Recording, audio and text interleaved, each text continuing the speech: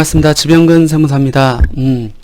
오늘은 저희가 같이 살펴본 양도세 중과 제도와 관련된 기본적인 내용들을 하고, 그 다음에 3주택 중과 재주택, 그리고 2주택 중과 재주택 쭉 살펴봤는데, 그동안 살펴본 내용들을 기반으로 해가지고 중과 여부 판정 사례, 종합 문제라고 보시면 될 것 같습니다. 그리고 매도 전략, 어떤 주택을 먼저 양도하는 것이 세부담을 최소화시킬 수 있는지, 여러 주택이 있다 할지라도 이 처분 순서에 따라서 세부담이 달라질 수 있거든요. 그래서 그런 것들을 한번 종합적인 사례를 갖고 같이 판정해 보도록 하겠습니다.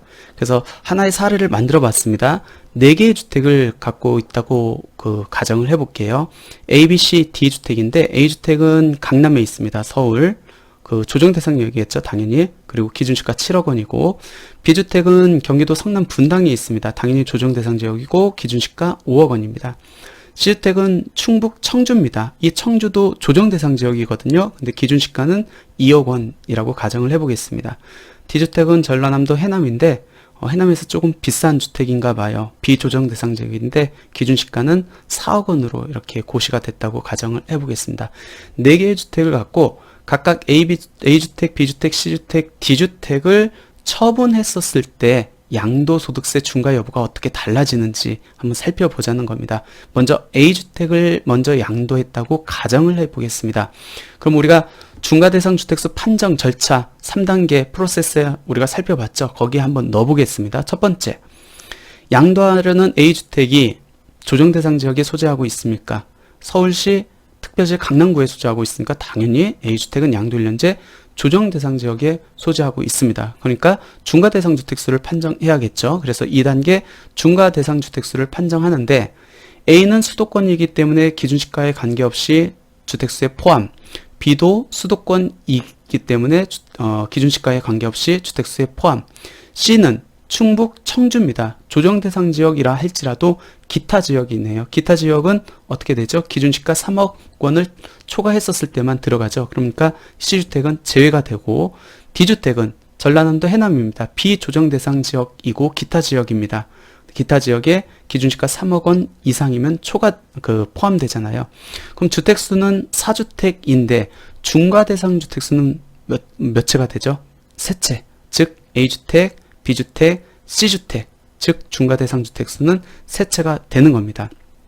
이 중에서 양도하려는 A주택이 3주택 중과대상임에도 불구하고 법소정 중과재주택으로 열거되어 있는지 한번 검토를 해야 되겠네요. 마지막 단계죠.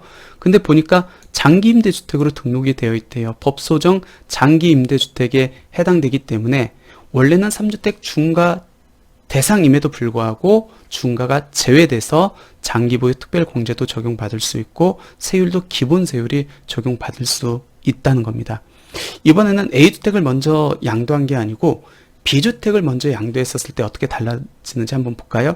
첫 번째, 조정대상 지역에 있습니까? 성남시 분당구니까 당연히 조정대상 지역에 있고, 그러면 중과대상주택수 판정해야 되는데 우리가 앞에서 판정했던 거하고 달라질 건 없죠. 그러니까 중과대상주택수는 3채 맞고, 그 다음에 혹시 이 B주택이 법소정 중과재주택에 열거되어 있는지 한번 살펴봐야 되는데 특별하게 열거되어 있는 건 없네요. 따라서 만약 B주택을 먼저 양도한다고 하면은 조정대상 지역에 있고 3주택, 중과대상주택 3주택 이상에 해당되고 특별한 중과재외주택에 열거되지 않기 때문에 얘는 중과대상이네요.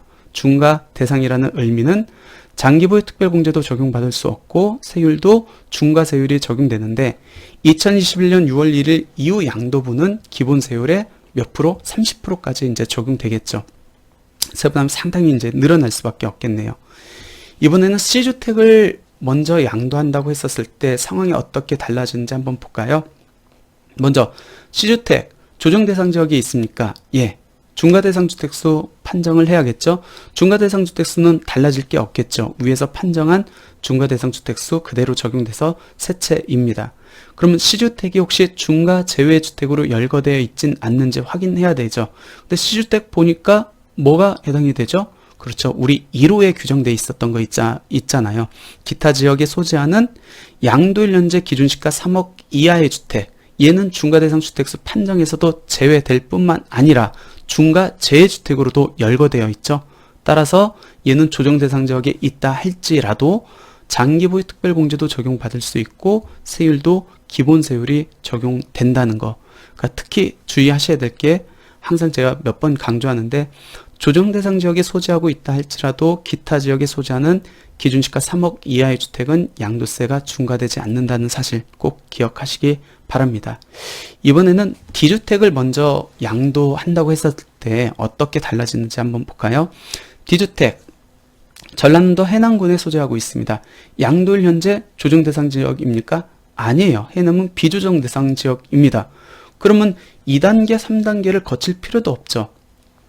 내가 주택을 여러 채 갖고 있다 할지라도 내가 양도하는 주택이 비조정 대상 지역에 있으면은 양도세가 중과될 여지가 없잖아요. 따라서 D주택은 장기보유 특별공제도 적용 가능하고 세율도 기본 세율이 적용됩니다. 그러면 A, B, C, D 네 채의 주택을 갖고 있었는데 어떤 주택을 팔았을 때 양도세 중과 여부가 어떻게 달라지는지 같이 한번 살펴봤습니다. 그러면 여러분들이 이 네 채의 주택을 갖고 있다고 했었을 때 어떤 주택을 먼저 매도하는 것이 세부담 측면에서 유리할까요? 한번 가정을 한번 해볼까요? 먼저 B주택. B주택이 뭐였죠? B주택이 성남에 있는 중과 대상주택이었잖아요. B주택을 먼저 양도한 후에 C주택이나 D주택을 양도한다고 가정을 해볼게요. A주택은 임대사업자로 등록되어 있기 때문에 의무임대 기간이 아직 많이 남아서 A주택을 먼저 양도할 수 있는 상황은 아니라고 해볼게요. 그러면 B, C, D 이 세 주택 중에 먼저 양도를 해야 되는데 만약 B주택을 먼저 양도한 이후에 C주택이나 D주택을 양도했었을 때 어떻게 되는지 볼게요. 먼저 B주택을 양도했었을 때는 아까 어떻게 된다겠죠? 조정 대상 지역에 있고 중과 재주택으로 열거되어 있지 않기 때문에 양도소득세가 중과됐었습니다. 그러면 B주택에 대해서 양도소득세가 중과, 즉 3주택 중과 대상으로 이제 중과가 됐겠죠. 그리고 C주택이나 D주택을 양도를 하면은 이 C주택과 D주택은 중과 재주택으로 열거되어 있었죠. C주택은 기타 지역에 이제 3억 원 이하의 주택, 그 다음에 D주택은 비조정 대상 지역에 소지하고 있기 때문에 양도세가 중과될 여지가 없다고 말씀드렸습니다. 그러면 B주택은 중과, 3주택 중과가 적용되고 그 이후에 C주택이나 D주택을 양도할 때는 중과가 제외된다. 근데 순서를 한번 좀 바꿔볼까요? B주택을 먼저 양도하지 않고 C주택이나 D주택을 먼저 양도한 이후에 그 다음에 B주택을 양도하면 어떻게 달라질까요? 먼저 C주택을 양도한다 했었을 때 C주택은 어떻게 됐죠? 기타 지역의 기준이가 3억 원 이하의 주택이기 때문에 양도세가 중과될 여지가 없죠. 왜? 중과 재주택으로 열거되어 있기 때문에. 만약 D주택을 먼저 양도한다고 했었을 때는 어떻게 달라질까요? D주택은 비조정 대상 지역에 소지하고 있기 때문에 주택이 여러 채 있다 할지라도 얘는 무조건 양도세가 중과될 여지가 없습니다. 그럼 D주택이나 C주택 같은 경우는 뭐 어떤 걸 먼저 판다 할지라도 양도세가 중과되지 않겠네요. 그 이후에 B주택을 팔면 어떻게 될까요? 그럼 C주택과 D주택을 먼저 팔면 남은 주택은 B주택과 A주택이겠네요. A주택은 뭐였죠? 장기 임대주택으로 등록된 주택이었습니다. 그러면 착안해야 될 게 뭐가 있죠? 중과 제외 주택 외 1주택. 두 채만 남았잖아요. 하나가 중과 제외 주택으로 열거되어 있으면은 중과 제외 주택 외 1주택으로 해가지고 중과가 배제될 수 있잖아요. 결론적으로 B주택은 CD주택을 먼저 양도한 후에 AB주택이 남았을 때 B주택을 먼저 양도를 하면은 장기 임대주택 외 1주택에 해당하기 때문에 양도세가 중과되지 않습니다. 그럼 결론 한번 내려볼까요? 4개의 주택을 갖고 있었습니다. 만약 C주택과 D주택을 먼저 양도한 후에 B주택을 양도한다고 하면은 C, D, B 모두 다 양도소득세에서 중과를 피할 수 있다는 논리가 발생합니다.